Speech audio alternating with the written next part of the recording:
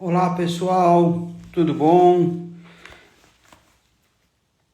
Vamos lá. Boa noite a todos. Boa noite, doutora Sandra. Boa noite, doutora Miriam, querida. Boa noite a todos que estão hoje participando dessa live a respeito de quanto evoluímos e tratamos as doenças reumáticas. Hoje eu vou ter aqui a Ana Maria Jones, essa daí trata muito bem doenças reumáticas sem remédios. Muito bem, Ana, muito bom ter você aqui. E a gente hoje vai ter a participação do pessoal do Grupar. Deixa eu ver aqui.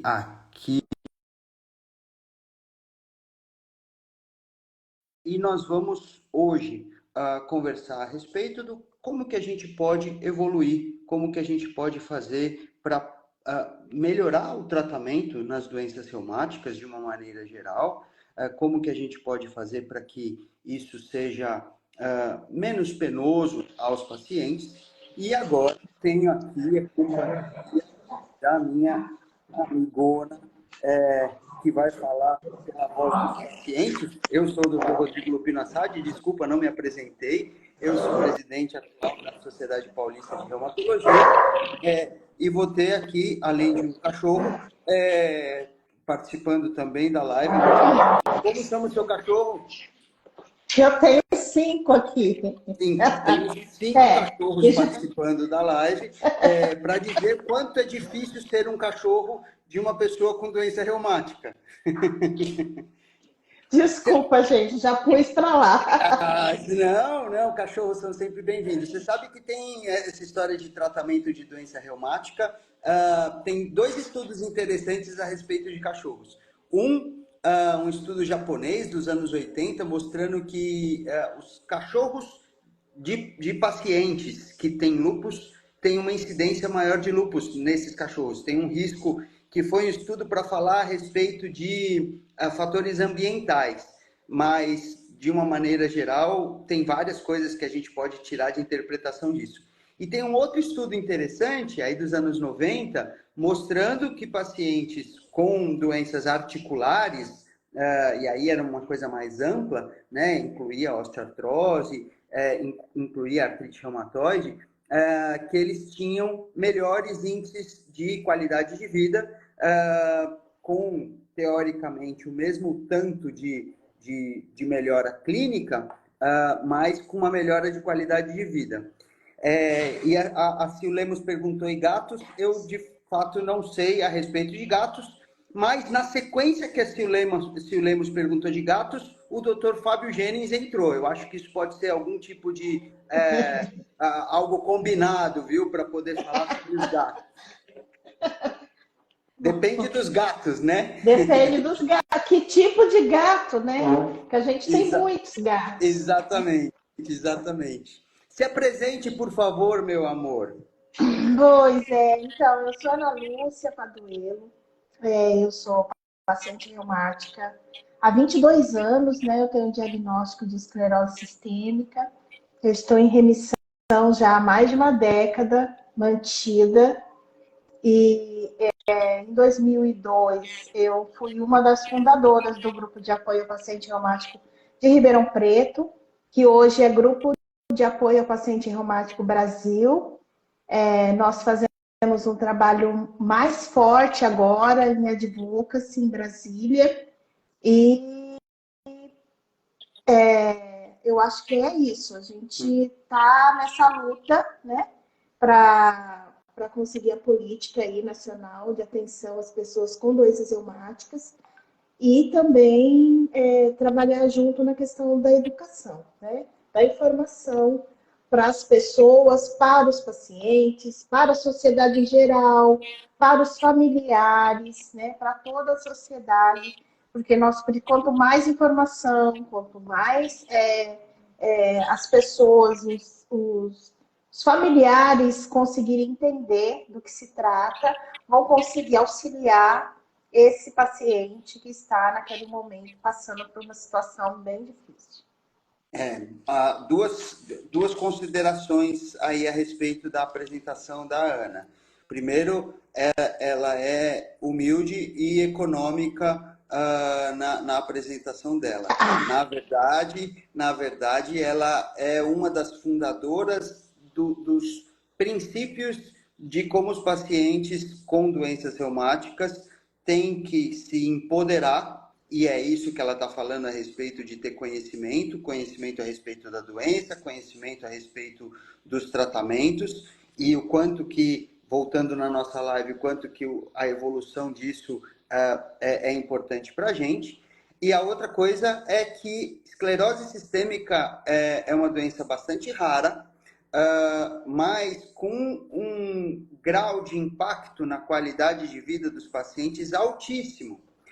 E a Ana é um exemplo não só de quem se empoderou, mas de quem fez muito bem uso desse empoderamento, porque ela está ótima e uma enorme parte de estar ótima é por responsabilidade dela, que soube se tratar no âmbito mais amplo do tratamento. Talvez o tratamento biopsicossocial, não só o biológico de remédio, mas também a parte psicológica e também a parte social. Então, a gente entender esse conceito amplo é bastante importante, e a Ana é um grande exemplo disso. Então, é uma honra estar com você aqui, viu, doutora Ana? Essa semana eu fiz pulando de passo cabeça. Eu fiz uma palestra em São Paulo, no CRF de São Paulo, sábado, e aí eles me chamaram de doutora, né? E aí eu disse assim, gente, eu não sou doutora, né? Eu sou apenas uma pedagoga, né? E estou aqui fazendo esse diálogo com vocês. Ai, Ana, mas é protocolo. Eu falei assim, não, gente, não gaste latim com doutora, porque com DR ou sem DR, continuarei sendo eu mesma, né? E eu acho que é isso, né? Todas nós estamos no mesmo mar, em barcos diferentes, e precisamos saber qual é o nosso barco, né? Não podemos colocar mais peso no barco do médico.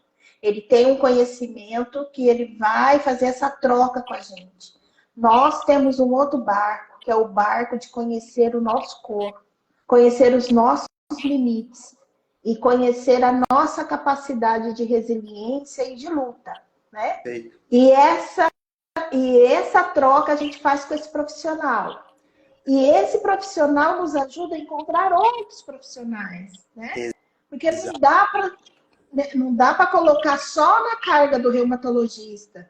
Nós somos um corpo completo, nós precisamos de outros profissionais que consigam nos ajudar a atravessar esse mar, de forma mais segura. Eu gosto de fazer uma analogia com o esporte, né? O atleta, quem é o ator principal do negócio, o atleta, é o paciente. Nós somos os treinadores daquele esporte. Pode ser a analogia que quiser fazer. Eu acabo fazendo com futebol, porque é algo que é mais fácil para mim. Nós somos treinador. A gente fala, vai lá, joga a bola na ponta, cruza na área. Mas quem sabe fazer isso, quem pode fazer isso e precisa aprender para poder conseguir fazer os gols, ganhar o esporte que for, é o paciente. E ele precisa do treinador físico, ele precisa do nutricionista, igual um atleta.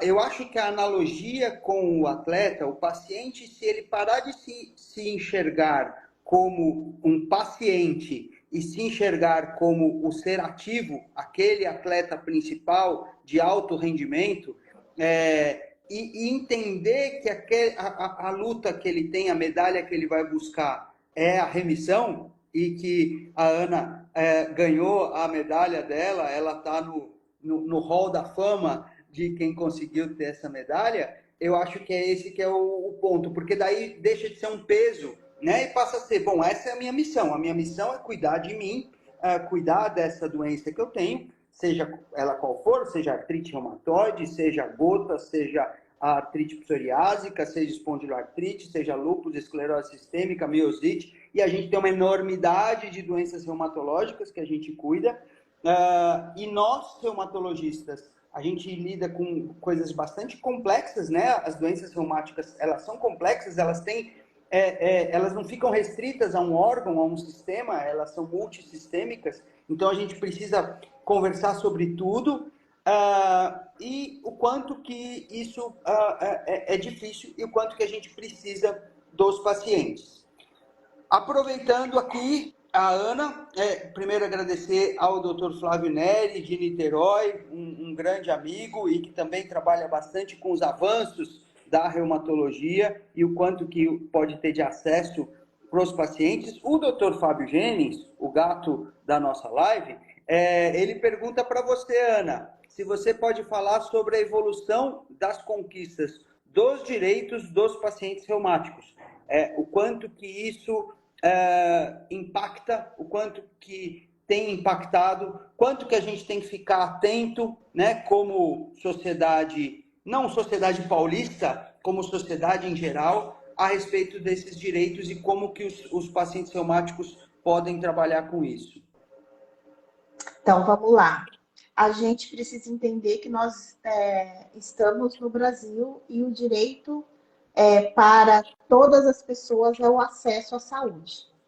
E, independente do lugar que eu esteja, esse é um direito. Direito a ter o acesso ao médico, acesso ao diagnóstico e acesso aos medicamentos que estão nas tabelas, né? Aquelas de competência do município, do estado e a do governo federal. Acredito que o principal direito hoje dos pacientes é poder ter o acesso ao tratamento inovador, assim como é disponível em qualquer lugar do mundo. O Brasil tem as tecnologias que são aplicadas em qualquer paciente fora do país. O SUS garante todo o tratamento para que esse paciente possa, junto com as outras dinâmicas, outras tecnologias, poder fazer com que esse paciente possa alcançar a remissão.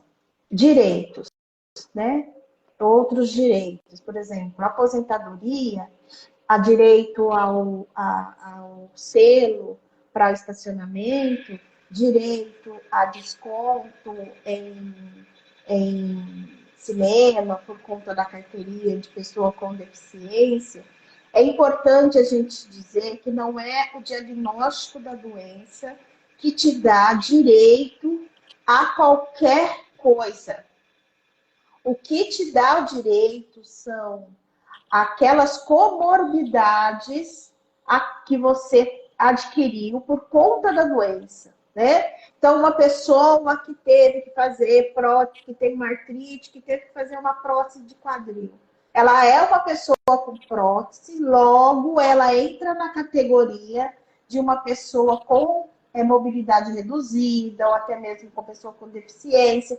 Então, ela vai ter acesso a alguns benefícios. O selo para o estacionamento, né? Alguns outros benefícios. E isso acontece em alguns estados. E tem estados que não, e tem cidades que não, né? Tudo vai depender da legislação do local onde você mora, né?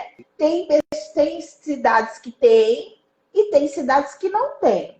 Então, eu acredito que, para além dessa questão dos direitos, é necessário que o seu reumatologista faça um bom relatório dizendo quais são as suas comorbidades. Depois, ele vai fazer uma relação CID-CIF, né? Que é um código que diz ali quais são as comorbidades, quais são as possibilidades de deficiência que você adquiriu a partir daquela doença, né?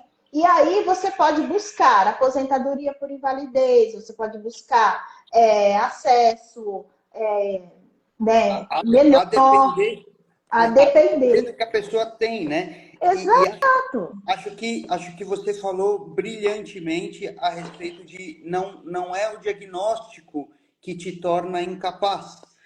Lembrar que quando a gente está falando dessas coisas, desses direitos, porque temos vários direitos, né? Temos o direito aos medicamentos, que você falou brilhantemente, temos acesso aqui no Brasil às melhores tecnologias do mundo, e de uma maneira mais simples do que na maioria dos países. Eu tenho pacientes de fora do país, da Irlanda, dos Estados Unidos, da Suíça, e que eles não têm acesso como a gente tem acesso aqui. Então, o primeiro ponto é esse. A outra coisa não é ter o diagnóstico, depende do que você tem, né?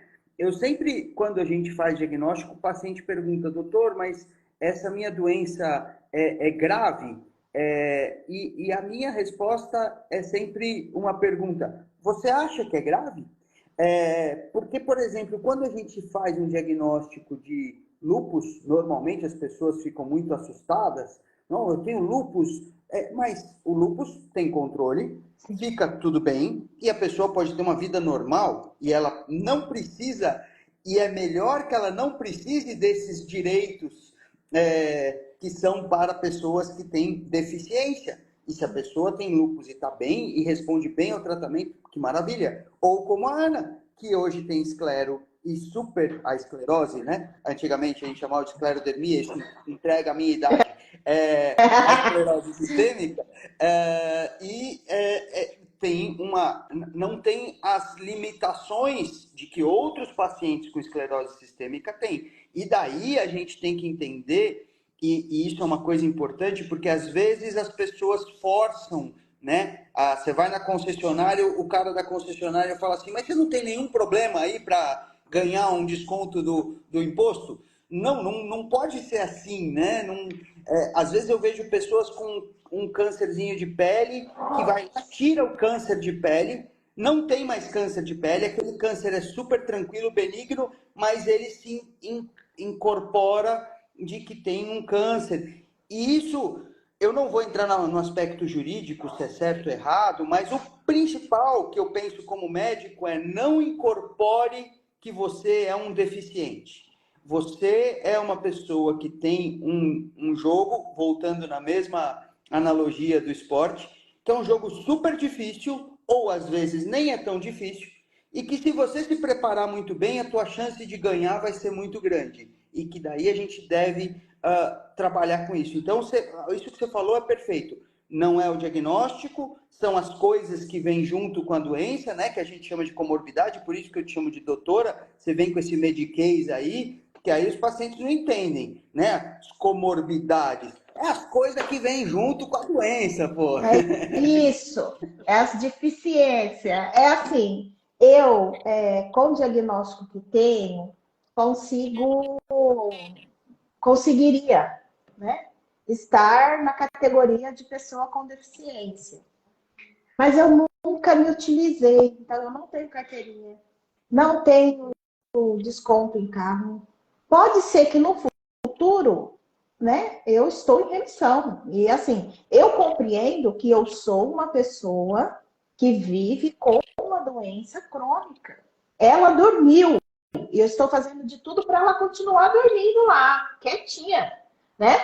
E se ela resolver dar um soluço aí, acordar, e eu necessitar desse auxílio, é o momento de eu buscar. Perfeito. Mas eu viver sem necessidade e buscar algo que não me pertence.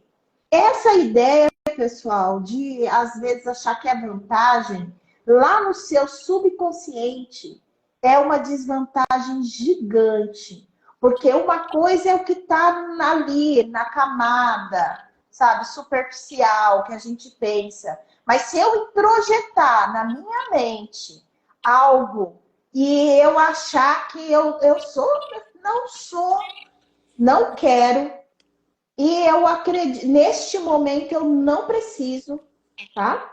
E eu acredito que nem vá precisar, mas se eu precisar, eu tenho lá meu diagnóstico. Eu tenho lá eu sou uma pessoa que vive com fibrose pulmonar. Eu faço meus exames semestralmente, e quando eu faço, todo mundo me pergunta, Ana, mas você não usa oxigênio? Não. Ana, mas você não tem falta de ar? Não. Tudo isso, para além de eu ter tido diagnóstico precoce, tratamento no tempo certo, eu sou teimosa, mas pode perguntar quem me tratou. Eu sou uma paciente que segue rigorosamente. Nós sabemos. Eu sigo o tratamento, né? E ele precisa fazer sentido para mim, né? Exato. Então, me explicou para mim, fez sentido, eu sigo, Perfeito. tá? E Eu acho que não é uma coisa de teimosia, tá? Só para deixar claro que eu acho que isso é, de novo, a história do empoderamento. Você entra no tratamento como ator principal. Faz sentido fazer aquilo e aí você faz. Senão, fica uma coisa, eu faço porque o médico mandou, eu faço por fazer. E é isso isso, perfeito. não faço. E eu adorei exatamente isso que você falou. Existe uma explicação neurológica, essa live não é de neurologia, mas existe uma explicação neurológica para essa coisa que hoje ficou famosa aí com um dos coaches aí, de ligar o drive, não sei das quantas, de fazer você ativar o seu pensamento. E existem um monte de livros a respeito disso, do pensamento positivo, do pensamento negativo, as palavras têm poder ou as coisas atraem. E realmente é isso. Se você introspectar que você tem problema, que você é uma pessoa doente e que a sua doença ela vai te incapacitar, você vai buscar a incapacidade. E do outro lado, a hora que você fala, não, eu tenho um problema, mas eu vou tratar, esse tratamento faz sentido, pode ter esse benefício, esse daqui, eu vou fazer isso e eu vou melhorar. E daí você muda o seu caminho, né? Você muda a forma como você vai lidar com isso.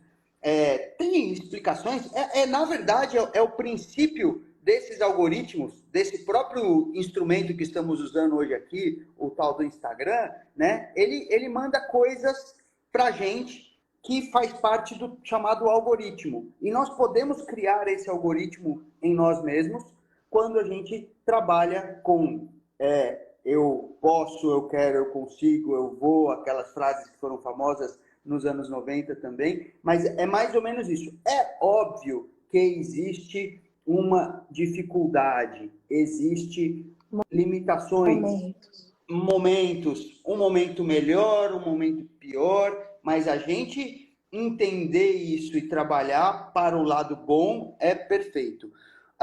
Só para não deixar passar, a Sandra Toffolo falou que, Ana, você é admirável, concordo plenamente com você, Ana. E o Obrigada. doutor André Hayata põe, Ana Lúcia, parabéns. Adoro. Uma visão ponderada e responsável. Seu trabalho à frente do grupo de advocacy é exemplar. E eu faço dele as minhas palavras, porque é esse o ponto. Nós precisamos lutar, nós precisamos buscar os avanços para tratar e diagnosticar as doenças, mas nós temos que saber usar bem o que a gente tem, né? Porque senão, quando a gente fica com um olhar muito de que o nosso problema é o maior de todos, a gente deixa de ver o problema dos outros e a gente às vezes acaba cortando o caminho, né, de uma outra pessoa que às vezes precisaria mais do que a gente. E a sociedade humana, né, ela evoluiu e venceu na história aí da Terra por essa cooperação. Então a gente tem que entender que o problema é importante, eu tenho que utilizar tudo que for necessário para mim, todos os meus direitos, seja medicamentos, etc., mas que a gente precisa entender que não pode ser só para mim, porque senão vai faltar para o outro, né? Então essa ideia é muito boa, Ana. Tem uma coisa que eu acho que assim, a gente pode ter várias pessoas aqui que estão começando, né, um diagnóstico. Eu vou dizer para vocês uma coisa: ninguém consegue ficar por muito tempo ao lado de pessoas queixosas.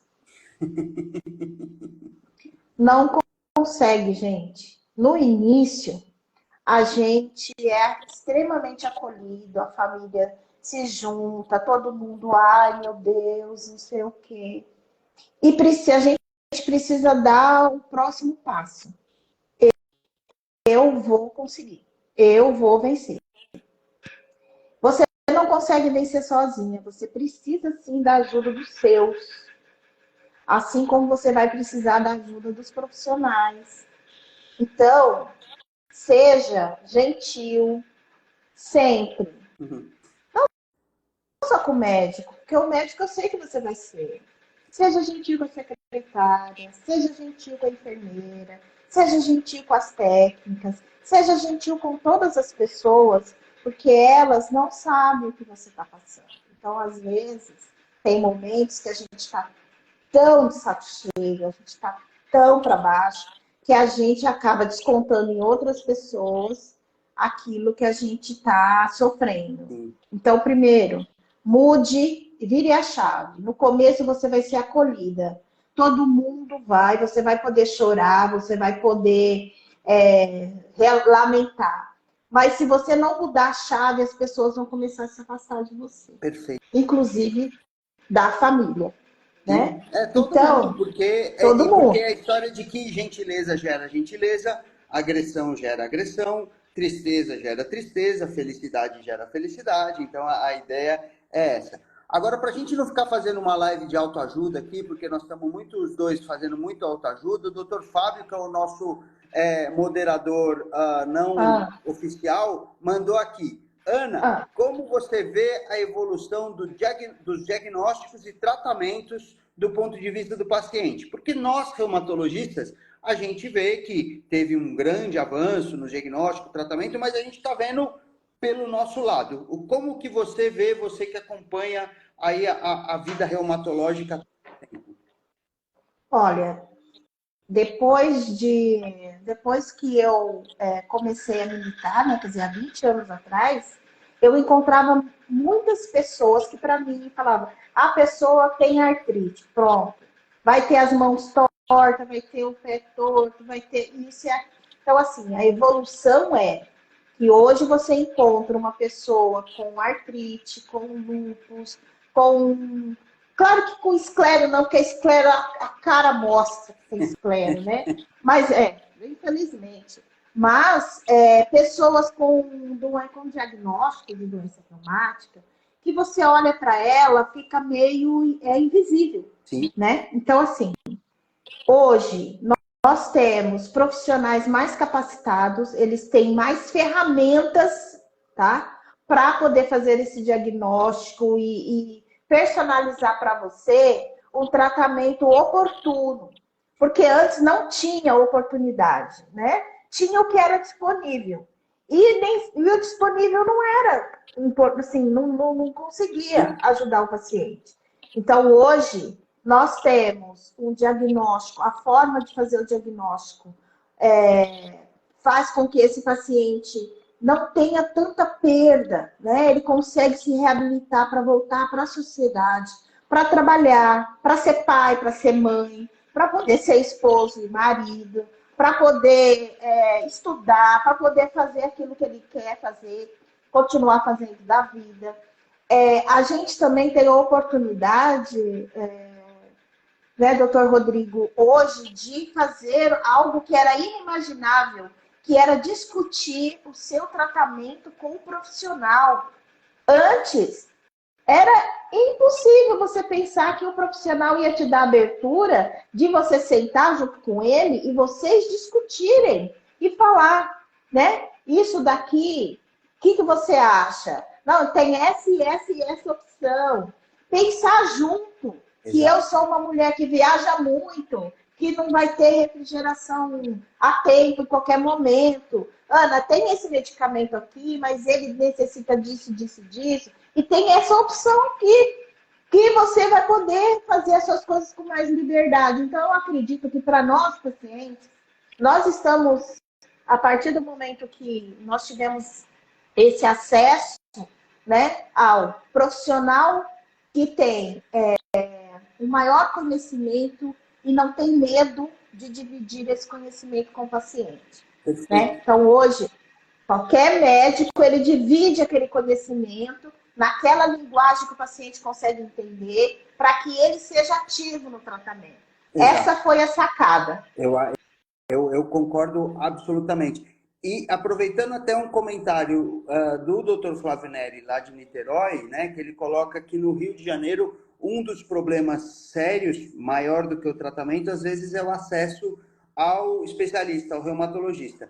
E realmente esse é um problema, né, que nós temos no Brasil todo. Aqui no estado de São Paulo isso é menor, porque nós temos uma quantidade maior de reumatologistas, mas ainda assim é um problema. Nós vemos um tanto de pacientes que demoram a conseguir chegar ao reumatologista, mas a ideia, né, até mesmo da gente fazer essas lives, é para que o paciente saiba o que é uma doença reumática. É muito difícil alguém saber que tem esclerose sistêmica ou que tem uma vasculite, mas a hora que ela começa a entender e que ela vai procurar e que ela tem o acesso ao reumatologista, daí a gente tem que fazer essa discussão e essa decisão compartilhada, né? Que é isso que você falou, é compartilhar com o paciente para fazer a escolha, para tentar fazer da melhor forma possível. Realmente, a gente vem avançando, ainda está longe do que a gente quer. Eu te digo aí, como médico, como pesquisador,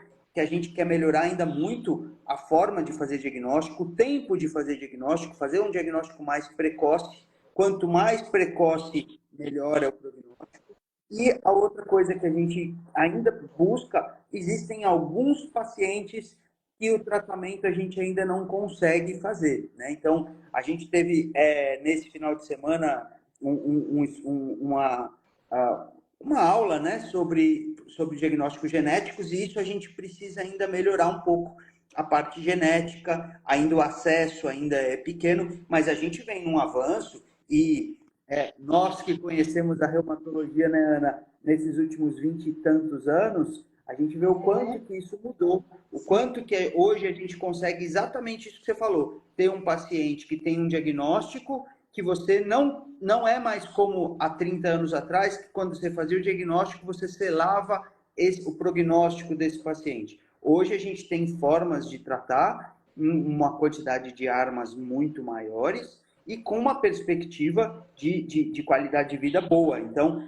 a gente caminha bem. Agora, uma outra coisa que a gente precisa melhorar o acesso, aí até em homenagem à doutora Ana Maria Jones, que está aí, é que a gente precisa melhorar também o acesso às terapias não medicamentosas, isso no Brasil todo, seja ao fisioterapeuta, ao terapeuta ocupacional, à nutricionista, ao fisioterapeuta especialista para aquela doença, né? Porque às vezes até existe o acesso à fisioterapia, mas aquele acesso não é tão bom. Então, a gente tem também algumas probleminhas aí, necessidades não atendidas nessa parte de tratamento. Mas, de uma maneira geral, vem avançando muito o diagnóstico, os tratamentos, mas temos ainda muita coisa para fazer, e aí por isso que a gente tenta sempre fazer essa parceria, sociedade de reumatologia, seja paulista, seja brasileira, e o grupo de pacientes. Porque a força dos pacientes para pedir, olha, eu preciso de um educador físico, eu preciso de um fisioterapeuta, um fono. Fono, poxa, é muito difícil de conseguir. Aquele paciente que tem, por exemplo, uma vasculite, que teve um acometimento de traqueia, precisa daquilo. Às vezes é mais importante do que o remédio. Pode ser que o remédio seja uma ponte para você depois fazer a reabilitação, mas a reabilitação é muito importante. Então, é espetacular os avanços que a gente tem, mas precisamos estar junto e contamos. O Fábio aqui está muito feliz que a Ana Lúcia está nessa live hoje. Pô, Fábio, e eu? Eu que falei que você é gato e você fica falando que está feliz com a Ana, poxa vida. Nessas horas que a gente fica triste, entendeu, Ana? É o gato Félix. Você é o gato Félix, tá? Ele é o gato, né? Então, a gente tem uma política nacional, né, das PICs, né, das práticas complementares em saúde. Está havendo aí uma grande discussão, né, com incentivos, né, para que os municípios naquela lista de práticas, possa adotar algumas delas, né? Realmente, as associações de pacientes, todas, sempre tem alguma prática complementar, né, para tentar auxiliar, né? Fora isso, a gente precisa, claro, né, mapear próximo da sua residência, talvez numa unidade de saúde próximo da sua residência, pode ter uma prática de Pix e você não sabe, sabe? Então é importante a gente conhecer os equipamentos de saúde próximo da casa da gente, que pode ter uma oportunidade lá e a gente não sabe, né? Perfeito. Então isso também é muito importante, né? Eu acredito, tem algumas práticas que eu vou gostar, né? E tem práticas que, para mim não vai. Por Não é para exemplo, eu você. não suporto. Não E é suporto isso. massoterapia, tá? Não adianta, já tentei, não dá. Mas eu adoro, pode fazer acupuntura, pode curar, entendeu? Então, É do mesmo jeito que o remédio, né? É a é mesma isso. coisa. Tem o remédio que é bom para uma pessoa, tem o remédio que é bom para outra, tem a fisioterapia. O paciente, doutor, o que é bom fazer? É bom fazer pilates? Depende. Às vezes é body balance, às vezes é pilates, às vezes é RPG, às vezes é fisioterapia convencional, às vezes é bola suíça. E isso vai casar com você, vai ser aquilo que bate com o seu bate o santo, né, com cada um. Então é isso. E olha que bate o santo também, pessoal, é bom ficar atento com o profissional de saúde, tá? Para te Também. entender. É muito importante que você tenha aquele estado de confiança. Você precisa confiar no seu profissional. Se aquele profissional não está conseguindo alcançar aquela liga, sabe? Aquilo que é necessário, porque ele vai ser um grande parceiro, tá? Para você. Então, se você não consegue ter esse print, né? Eu assisti. Se você não tem o imprint, né, com esse profissional, não é problema, gente. Você tem que buscar, conversar com quem coordena esse serviço. É o ambulatório do município. Tem quantos reumatologistas? Tem 2 ou 3. Eu fui designada para esse. Ok, vou lá com a gerente, vou falar, olha, gerente, eu estou passando com ele, mas eu não estou conseguindo me adequar, sabe? E o SUS te garante isso, tá? E É importante. às vezes pode até ser uma conversa com ele, né? Assim como eu falei que tem que casar, né? Às vezes tem que rolar uma DR, né? Discutir o relacionamento com o profissional. Às vezes, se você não tiver como trocar, né? Porque assim, você falou de 2, 3 reumatologistas. Brasil, né? Tem um lugar, né, que não tem um reumatologista na região, né? Tá certo que hoje, com a história da telemedicina, do teleatendimento, até mesmo os serviços públicos, a gente trabalha sempre sobrecarregado. Hoje o ambulatório lá, que você conhece bem, hoje de manhã, lá do Arcol, foi 97 pacientes. É para atender 60, foi 97. Mas, às vezes, a sobrecarga é grande, né? E isso é uma coisa que a gente precisa melhorar também, né? Otimizar o serviço básico. Você colocou uma coisa importante, né? A unidade básica de saúde tem que ser utilizada pelo paciente, porque grande parte das coisas podem ser resolvidas na unidade básica de saúde e tem que ser resolvidas lá. Exato. Alguns medicamentos não precisa ir no serviço do reumatologista para fazer a receita eventualmente do omeprazol ou da sertralina, ou estou dando exemplos aqui aleatórios. Às vezes aquilo vai ser na unidade básica. Isso. E uma vez que você utiliza melhor a unidade básica, você desafoga o serviço terciário que precisa ver os pacientes mais graves. Então, a gente entender, e o André Hayata foi muito bonito nas palavras que ele colocou aqui, que o letramento do paciente é fundamental, a força dos grupos de pacientes é poderosa em relação à pressão e a controle social junto aos órgãos reguladores. E esse é um ponto importante. Os pacientes precisam entender o sistema de saúde, o que é unidade básica, o que é serviço secundário, terciário, qual é a atribuição de cada um, para poder fazer valer os seus direitos, para poder utilizar esses sistemas de melhor forma, e todos eles, né, inclusive avaliações multi, os chamados sistemas aí de acompanhamento do paciente e todas as outras situações, mas importante entender o sistema de saúde, porque isso vale não só no SUS, mesmo no sistema chamado privado, suplementar, né? suplementar, né, que aí pode incluir os pacientes com convênio, sem convênio, mas a ideia é de que o paciente vá falar, olha, eu preciso disso, eu preciso, na minha doença, a fisioterapia é essencial e eu tenho que fazer isso. Então, esse é um caminho bastante bom. Uma coisa que a gente precisa, só para fechar, Não, uma não, coisa que a gente precisa entender é que nós não somos a doença. Nós temos um corpo e nós temos uma patologia, tá? Ou duas, ou três, ou quatro. Na reumatologia, na minha patologia, eu vou tratar lá no HC. Mas do clínico geral que eu tenho que ir todo ano para fazer os exames de sangue, normal, colesterol, diabetes. O ginecologista que eu tenho que frequentar todo ano. Todos esses outros profissionais, eles são lá da minha atenção básica, lá do meu território. Eu Exato. preciso, sim, pegar com o meu reumatologista um relatóriozinho para informar para o meu ginecologista qual é a patologia que eu trato, quais são os medicamentos que eu tomo, com o clínico geral, porque com o oftalmo, tá? Que eu vou, né? Com o meu dentista também, que eu tenho que ir, você entendeu? Então eu preciso ter essa junção e saber que a unidade de saúde que eu pertenço é a unidade de saúde do meu território.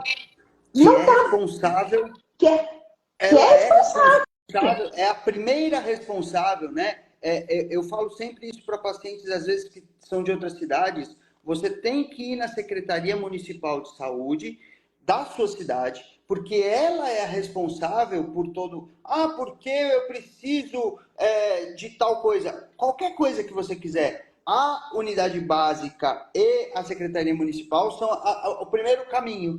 Aí daí você vai para o resto para poder ter os acessos todos.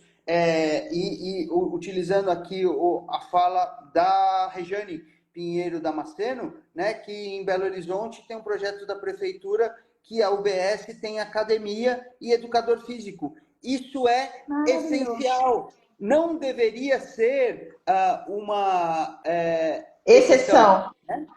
Deveria ser uma regra, porque é a prefeitura, Secretaria Municipal de Saúde, promovendo saúde para que ela evite as doenças ou melhore o tratamento das doenças, para que ela tenha menos problemas, para que os pacientes vivam melhor. Então, é um círculo virtuoso de uma coisa puxando, melhorando a outra. Ter acesso à psicologia, ter acesso à fisioterapia, você, a TO, reabilitação, você vai ter muito menos problema. Então, isso o paciente precisa saber, porque se ele não souber, se o paciente não for buscar, e esse é um direito que de fato deveria ser aquilo que precisava ser brigado muito mais do que o afastamento, porque a hora que a gente chegou no afastamento, no atestado de Tudo falhou. invalidez, é porque a gente falhou, é porque nós todos, na cadeia toda, falhou. Então, seria muito melhor ter, olha, eu consegui ter um educador físico, ganhei força, eu tenho uma miosite, uma polimiosite, mas eu tomei remédio, controlei a minha doença, fiquei com aquela doença sem inflamação e agora eu estou fazendo fortalecimento com um profissional que conversa com o meu reumatologista, no caso, porque estamos falando de reumatologia, e a gente consegue ter ganho, e aí vira um ganha-ganha para todo mundo. O tratamento fica melhor, o reumatologista fica mais feliz, o paciente fica muito melhor, fica muito mais feliz, o educador físico, e aí é todo mundo bem. Acho que a gente precisa caminhar para isso, né? Enfim. Ana, eu estou tomando uns recados aqui que a gente já está... Nós somos dois falastrões, ninguém falou isso, mas eu estou interpretando, porque nós já estamos aqui com 46 minutos. Mas já Mas então, em nossas lives, eu e você, a gente fala muito. Esse é o problema. Mas a gente fala coisas boas, eu acho. Eu, pelo menos, gosto de te ouvir e acho que sempre é muito bom. Mas a gente já vai ter que, em 3 minutos, encerrar, porque falaram pra gente que só pode ser 50 minutos essa. Tá bom. Então, eu vou Vai ter pedir... próximas, tá? Então, vai ter Exatamente. próximas. Isso. Vamos Vamos fazer vir com mais o tema muitas. e com o tema certo, assim, com o tema direto, tá? Nós vamos restringir, porque esse tema muito gigante, igual a gente fica falando muito, né? Aí a Essa foi a gente vai primeira. Eu vou convidar a Ana Maria, que está aqui assistindo a gente e está feliz aí, que eu vou fazer uma só de fisioterapia e aí a gente põe você e ela aí para discutir, eu só para atrapalhar vocês. A Maria Oliveira quer que a gente fale mais sobre imunobiológico. Nós temos muito pouco tempo, Maria, para falar, mas o resumo de imunobiológico, a Ana falou perfeitamente. No Brasil, nós temos acesso a praticamente todos. Alguns entrando, demoram um pouquinho às vezes para entrar, mas o básico a gente tem acesso. Aí você precisa conversar com o seu reumatologista para poder saber qual é o melhor imunobiológico para você e ver como é o acesso. Mas temos algumas restrições em algumas doenças, chamadas doenças raras, e que nós estamos lutando para conseguir melhorar, mas tem como driblar isso. O podcast, o Fábio pediu para eu divulgar o podcast, o podcast, o ReumaCast, de Dr. Fábio Jennings e doutora Ana Maria Jones. A Ana Maria é a melhor parte do ReumaCast, mas tem também, você tem que, para poder assistir a Ana Maria, você precisa ver um pouco do Fábio também. Tá. Faz parte, a vida é assim, tem pacotes. É isso. Mas vamos lá, para você encerrar, recados para os pacientes. Recados para os pacientes. Dos tratamentos e avanços que nós tivemos. Dos tratamentos.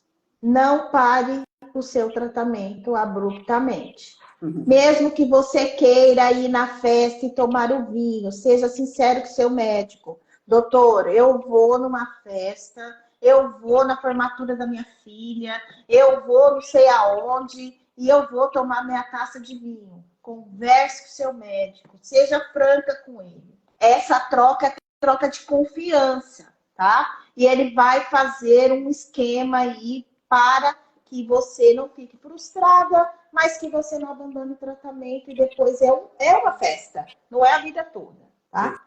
Outra coisa, busque ficar bem, de qualquer forma, conversando com as amigas, indo na academia, dançando sozinha ou com alguém, sabe? Fazendo coisas que te dá prazer. A gente precisa recuperar a sensação de prazer quando a gente está naqueles momentos ruins. E nunca, nunca fique ali sozinha remoendo que nem vaca. Né? Mulher tem isso, rumina. Joga fora, não rumine. Isso acontece com todo mundo. Não é bom. Não é bom, não rumine. Bora buscar aquilo que te dê prazer. Ó. Prazer e confiança, tá? Busque prazer e confiança. As coisas boas, Prazer e confiança é o que eu tenho quando faço uma live com a Ana. É um prazer e é uma confiança que vão vir coisas muito boas. Para eu não passar em branco, que eu estava deixando passar aqui o pessoal do INAP-EPAS, é um grupo de pacientes que trabalha com espondiloartrite, pessoal, gente boníssima. Também, quem tiver espondiloartrite é um pessoal legal. Eles também trabalham com o empoderamento do paciente, exatamente com isso, com confiança, adesão ao tratamento, e com essa adesão, com a quantidade de ferramentas que a gente tem hoje, a chance de você entrar em remissão ou ter uma baixa atividade de doença e a doença controlada é muito alta, cada vez mais alta. Então, hoje, ter uma doença reumática hoje não pode significar você se sentir um inapto, se sentir uma pessoa que tem um problema. A gente tem que... É claro que é um problema, mas todo mundo tem algum tipo de problema. Todo mundo. Exato. Esse problema você tem que lutar contra eles. A gente tem hoje armas suficientes para que você tenha uma vida e uma qualidade de vida normal. E eu acho que esse é o caminho. Nós temos que encerrar, porque Beijo para estamos... todo mundo. Todo Pô, mundo que está aqui. e o mais Beijo, legal, Fábio, entrando todo mundo. pessoas que agora, por exemplo, ó, Ana Basílio, Sônia Loduca, essas pessoas aqui eu não tenho nem como, dá vontade de não desligar só porque elas entraram aqui, ué, mas a gente precisa desligar. Ana, muito obrigado por participar e por fazer tudo o que você faz por nós, pela sociedade e pela reumatologia. Obrigado a todos por estarem aqui junto, pela participação. De verdade, é um prazer estar com vocês. Vamos ver se a gente consegue fazer mais Vamos lives fazer. para que a gente passe o que há de melhor no diagnóstico e no tratamento dos pacientes é o paciente ter o poder e conseguir fazer da melhor forma. Então, acho que essa é a mensagem final aí para a gente. E, de novo, muito obrigado, Ana. Um beijo para todos. Beijo para todos. Até a próxima. Até. Beijão. Tchau, tchau.